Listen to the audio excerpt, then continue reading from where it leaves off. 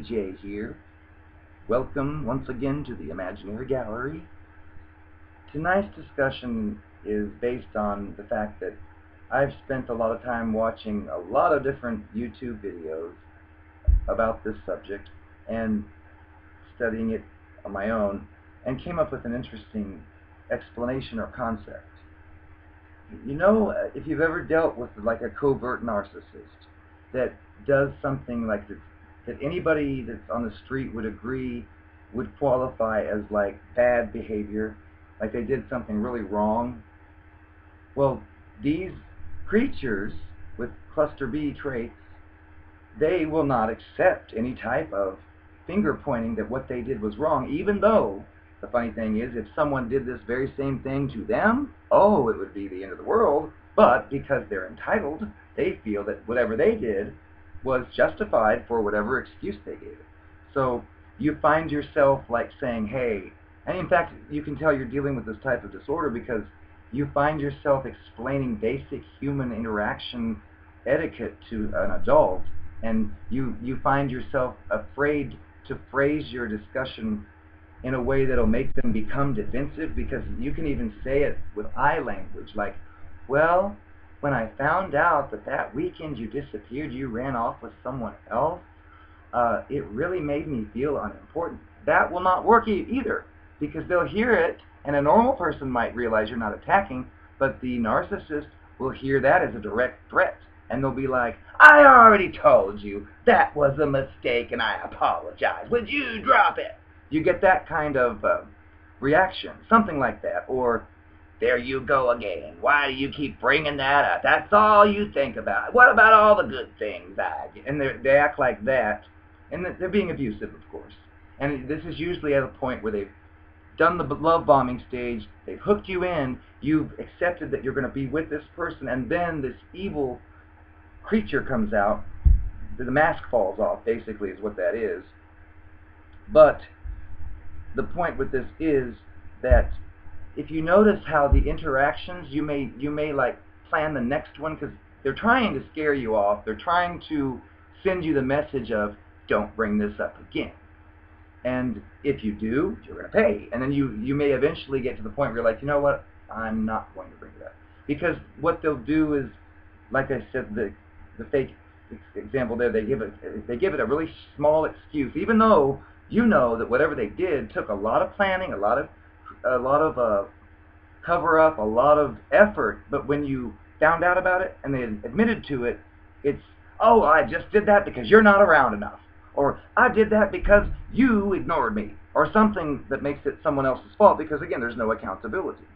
So I've thought about these different, I've had many of these discussions where you're basically just trying to say, look, I'm a human being that was very seriously affected to know that you would have done A, B, C, and D, and whenever I tell you, all I get is, well, so what? What about the time that you didn't do this for me, or that you didn't do, and it's like, that has nothing to do with, and then the argument goes of oh, so you think it's okay for you to do anything. It's like, no, I'm asking you about this situation. It doesn't make sense in my head, and I'm trying to wrap my head around it. But they just treat it like an assault, and they will punish you, and they will, they're basically fighting with you.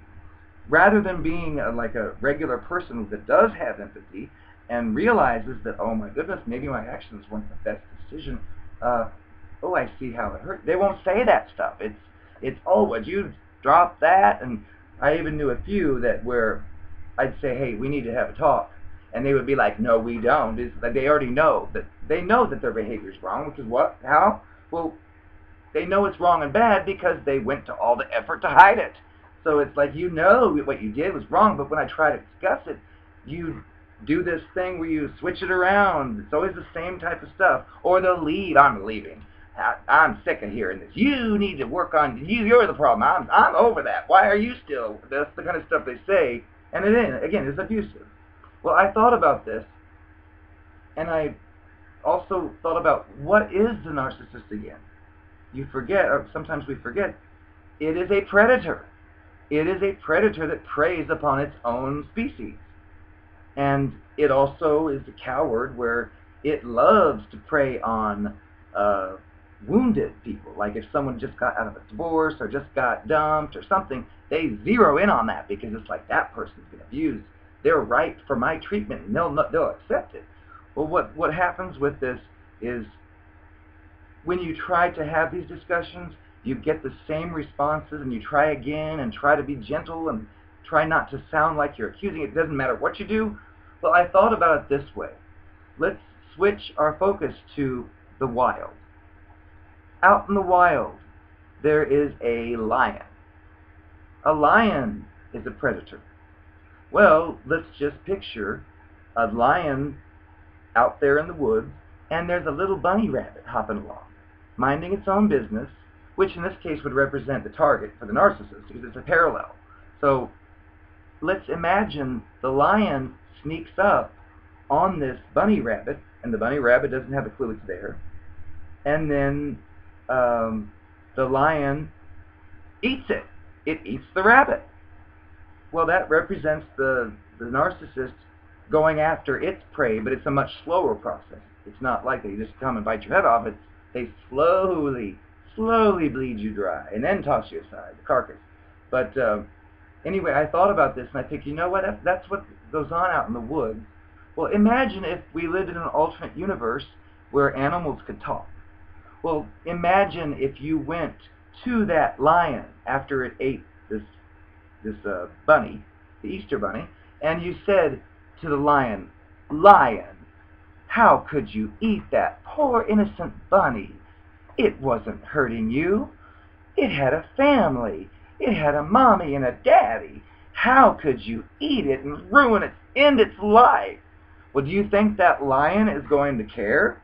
No, and that's exactly how the narcissist is. Except we have language and stuff, so we can actually talk. But if you could talk and a lion could talk, it would be like, well, I'm a lion. That's what I do. But I just thought it was interesting because it is a predator, and when you try to hold them accountable for something horrible, to them it's just like with the lion. The lion was hungry. There was prey available. It took it. It's just like nature. So it's the same way with these creatures in the world. So look out for them and keep them out of your lives. Have a great evening.